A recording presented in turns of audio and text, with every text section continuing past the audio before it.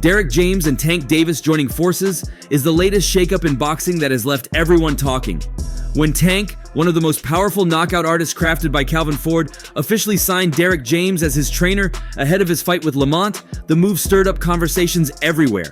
But as it turns out, this is not just about a change of trainer, it is about a shift in Tank's approach to boxing, his growth, and the decisions he's making for his career. I wasn't there. What you think about Gervonta Davis? I like him. I like him as an individual, man. I like him. I know. For years, Tank had been under the wing of Calvin Ford, the man who many would call his boxing father. Together, they climbed to the top. Ford was there when Tank was just a kid in Baltimore, helping him rise above the streets and giving him the tools to become a champion. But boxing, like life, is full of changes. Tank's decision to sign with Derrick James was a clear sign that he was ready for something new. He was ready to transition, as he said. Ford remains a father figure, but Tank feels that the next step in his career requires a different team, and Derrick James is now the man to guide him forward. Every one of the new little young fighters all kind of fight the same. They fight very similar. They all use something that they saw somebody do and they like it, so they try to stick to that or whatever. I think that Tank has... Derrick James, widely respected for training some of the best boxers in the world, including Errol Spence Jr. and Jermell Charlo, is known for bringing out the best in his fighters. His style is more technical and methodical, and that's what Tank seems to be looking for at this stage. Tank has always been a knockout artist, known for his brutal power and explosive finishes. But in recent fights, there's been a sense that Tank is evolving as a fighter. He's not just looking to overpower opponents, he wants to dominate them with technique, strategy, and smarts. That's where James comes in. But he made a right choice. I think he's an excellent trainer. I think that, you know, a trainer's there to discipline you. A trainer's there to keep you in line, to teach you. To give you that game plan, to better your skills, and I believe he picked the right trainer. Many fans were surprised by this move, not because Derrick James isn't a top-tier trainer, but because Tank's bond with Calvin Ford seemed unbreakable. It's no secret that Tank and Ford have gone through tough times together. Ford was like a rock in Tank's life, especially during the early days when Tank was fighting his way out of tough circumstances. They fought against more than just opponents in the ring. They fought against the challenges of life outside of it, including Tank's struggles with substances and brushes with the law. Ford was always there, pushing him to be better, to stay focused, to believe in himself.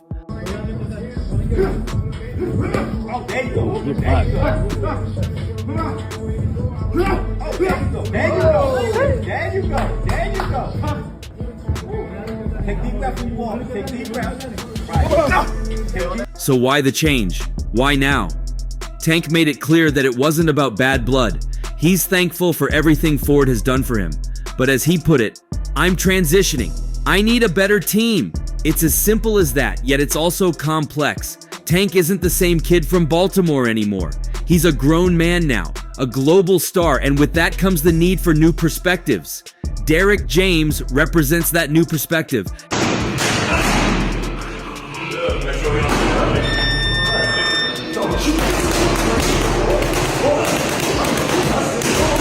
James has a track record of not just preparing fighters for big matches, but making them better fighters overall. He's known for focusing on the basics: footwork, defense, punch placement, but he's also a master at developing strategies to expose his fighters' opponents.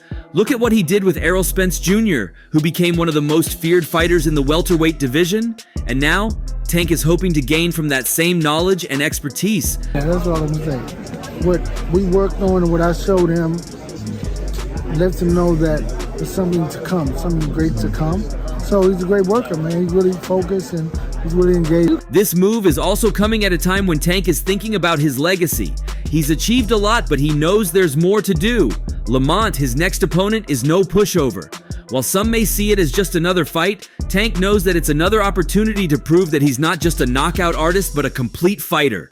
And who better to help him prove that than Derrick James?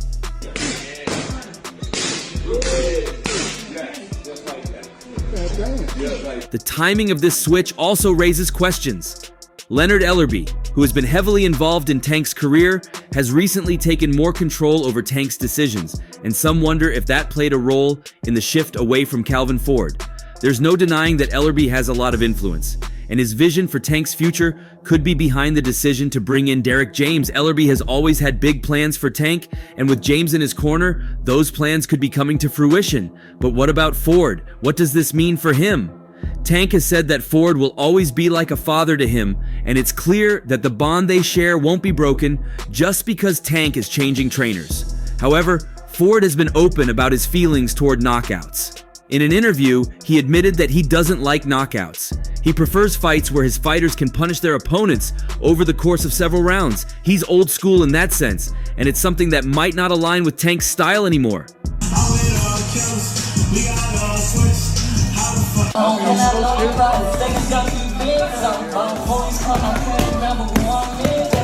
In the same interview, Ford talked about a sparring session when Tank was younger.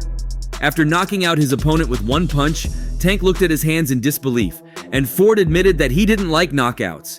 He prefers fights where his fighters dish out sustained punishment, where their opponents remember the pain long after the fight is over. It's an interesting contrast to Tank's career, which has been built on knockouts. Could this be part of the reason why Tank is moving on? There's no way to know for sure, but it's clear that Tank is looking for something different. Derrick James, who has trained fighters to be methodical and disciplined, could be the perfect fit for Tank at this stage. With James, Tank may be able to balance his knockout power with the kind of technical mastery that could take him to the next level.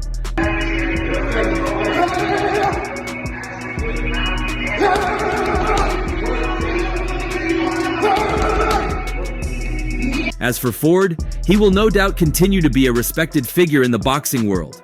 His work with Tank has been nothing short of remarkable, and his influence on Tank's career will always be part of Tank's story.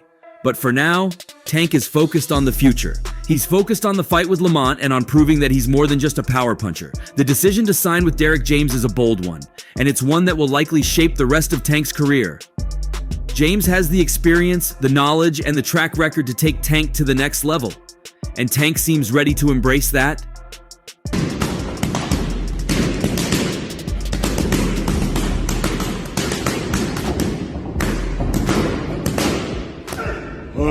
It's a new chapter in his career, and while there are still questions about what the future holds, one thing is clear: Gervonta Davis is ready for whatever comes next. And with Derrick James in his corner, he's ready to show the world that he's not just a knockout artist, he's a complete fighter. Derrick James has always believed in Gervonta "Tank" Davis. In fact, long before it was even official that James would become Tank's trainer, he was already praising the Baltimore fighter for being more proven and experienced than his potential opponents, particularly Ryan Garcia. James has consistently pointed out that Tank's ability to rise in big fights and his experience with high-level competition make him one of the most formidable fighters in the lightweight division. Pray to God, try to see where he was guiding me, and he just led me to Dallas, led me to Derrick, and I pursued it, and I'm here now. One of the most striking examples of this belief was when Derrick James confidently predicted that Tank would beat Ryan Garcia, even when Ryan was gaining momentum as an undefeated fighter. At the time, Ryan was riding high off his victory over Luke Campbell, but Derrick James wasn't convinced that Garcia could handle Tank's power and technical ability. James understood the hype surrounding Ryan, especially considering the young fighter's impressive knockout rate and fast hands. Still, in James's view, Ryan lacked the experience Tank already had under his belt, and that would make all the difference when they eventually met in the ring.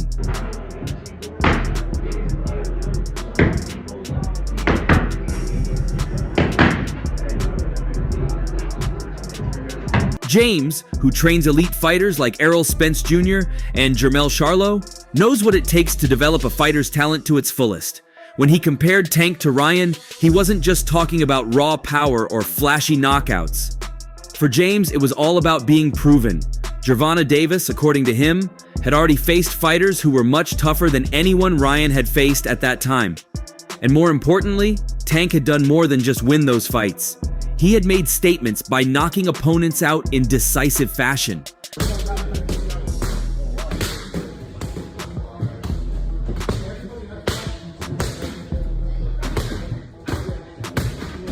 When talking about the lightweight division and its top fighters, Derrick James consistently brought up Tank's past fights.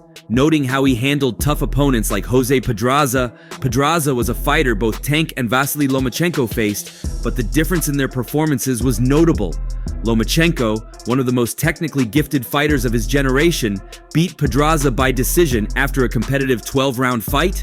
Tank, on the other hand, knocked Pedraza out in the 7th round of their match, proving his finishing power. For James, this was a critical comparison that demonstrated Tank's ability to not only win, but to dominate top-tier fighters.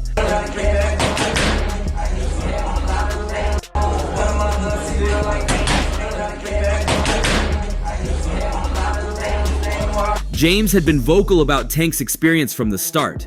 In his interviews, he often emphasized how important it was that Tank had been a professional boxer for longer than some of his peers, including Ryan Garcia.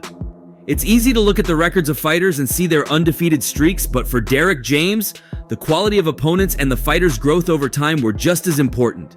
Tank's resume included fighters who had real-world experience and toughness, and that gave him an edge in any future matchups, including a possible bout with Ryan Garcia.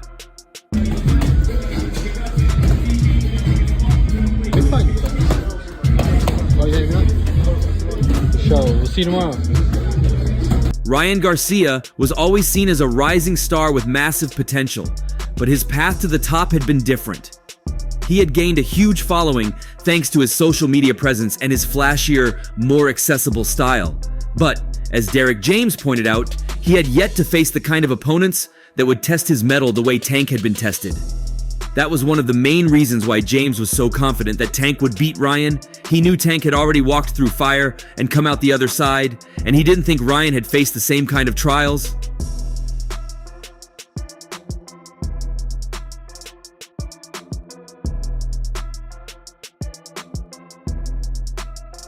Even though Tank was waiting on the potential fight with Ryan, the situation was complicated when Ryan started talking about a fight with Manny Pacquiao instead. Ryan had told fans for months that he wanted to fight Tank, that Tank was the fight he craved. But suddenly he was negotiating with Pacquiao for a mega fight. James wasn't concerned about the detour. He knew that whether or not Ryan fought Pacquiao first, Tank would still be there, waiting for his chance to show the world who the real star of the division was. The thing about boxing is we'll come in the challenger and 1,000% he'll leave the champion. See you on Saturday night. What made Derrick James's confidence in Tank so interesting was how clear-eyed and realistic his assessments were. He wasn't just hyping Tank for the sake of it, he was looking at the fighters, their records, and their performances with the eye of an experienced trainer. He acknowledged that other fighters like Teofimo Lopez were also making waves in the division, especially after Teofimo beat Lomachenko. But for James, Tank's body of work spoke for itself. Tank wasn't just a puncher, as James noted. He was a fighter who had been developing for years, honing his craft and becoming more dangerous with every fight. James knew that Tank's power was a weapon, but it wasn't just about the knockouts. It was about how Tank set up those knockouts, how he used his skills to wear down opponents before delivering the finishing blow. Coming. But you got a fight on your hands too, though, Coach. What's the fight? You going against Derrick James. No, I'm not. Derrick James going against me. And the Bible. Martin coming and he going the same goddamn time. I see you posted a picture, you seen 15 things wrong. All he did was put a hat on and walk away. Like so much shit was wrong in that picture. I'm gonna pick him apart. Man, so like I said, they say, I'm happy James won because I know how it feels when you have a bad loss, and then going through what you're going through. I don't want to go against a wounded coach.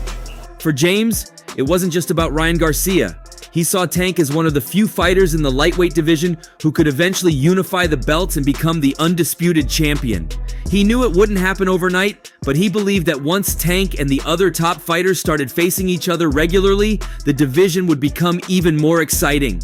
The real challenge in James's mind was for all the top fighters to start mixing it up, fighting each other, and proving who the best really was. And in his view, Tank had the tools to come out on top. James's belief in Tank wasn't just based on what he'd seen in the ring, it was also based on what he knew about Tank's mindset. While other fighters in the division were chasing belts and fame, Tank was focused on his legacy. He wasn't just trying to be the best lightweight in the world, He was trying to build a career that would stand the test of time. James knew that Tank wasn't the type to be distracted by outside noise or social media hype.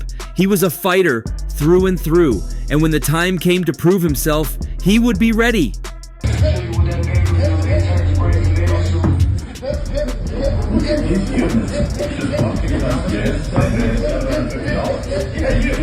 Derrick James's confidence in Tank was validated when Ryan finally lost to Gervonta in their much-anticipated bout. James had always known that Ryan wouldn't be able to handle Tank's power, and he had been right. Tank's experience, his proven track record, and his ability to perform under pressure had all come together to deliver the win. For James, the result wasn't a surprise. He had been saying for a long time that Tank was the more complete fighter, the one who had been through the wars and came out stronger. And now, with Ryan out of the picture, Tank was one step closer to fulfilling his potential as one of the best fighters in the world.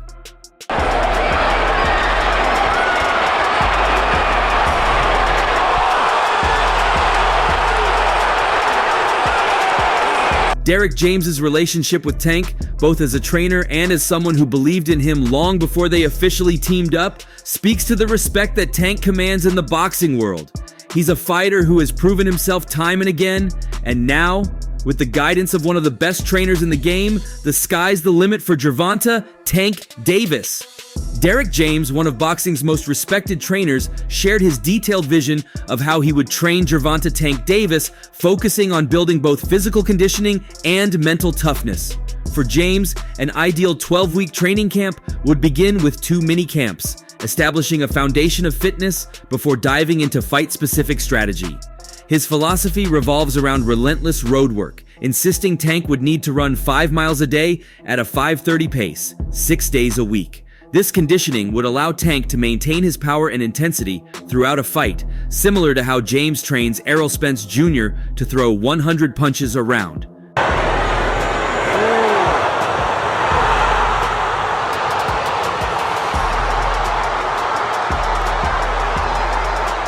Strength and conditioning are key in James's approach. He incorporates lunges, squats, and plyometric exercises into his fighters' routines, building explosive power and endurance. For sparring, James envisions Tank facing a variety of opponents, replicating Ryan Garcia's different strengths, speed, power, and aggression.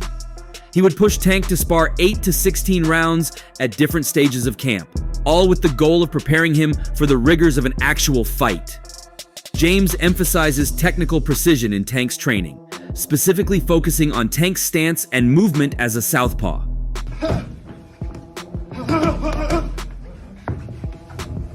The plan would be to use feints to make Ryan commit, then counter with powerful punches. James draws a comparison to Errol Spence's fight with Danny Garcia, highlighting how crucial it was to make Garcia react to feints. Similarly, Tank's strategy against Ryan would involve taking away his left hook and constantly cutting angles to limit Garcia's movements. James believes Tank's technical skills, often underrated, would shine in this fight. A large part of James's plan is mental preparation. He wants Tank to know he can push through pain and fatigue, just as he did in his fight against Isaac Cruz, where Tank won despite injuring his hand. This resilience, combined with Tank's experience against top-tier competition, gives him an edge over Ryan, according to James.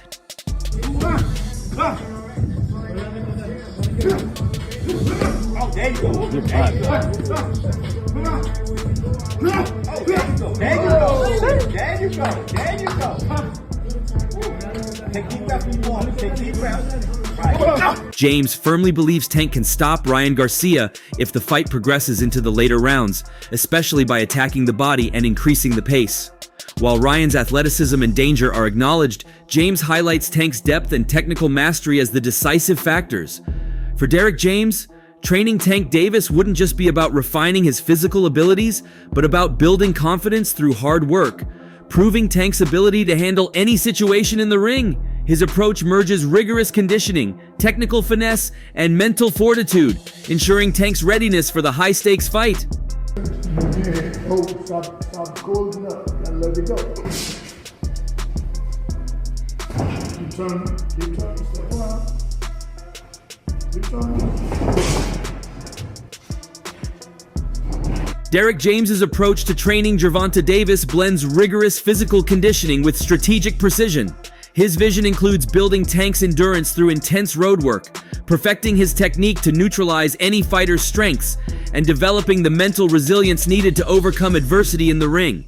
James's belief in Tank's superior technical skills and experience against elite competition would be key in preparing him for a high-stakes fight.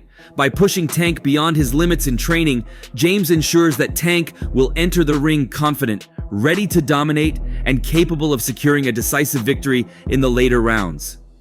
Well, what do you think?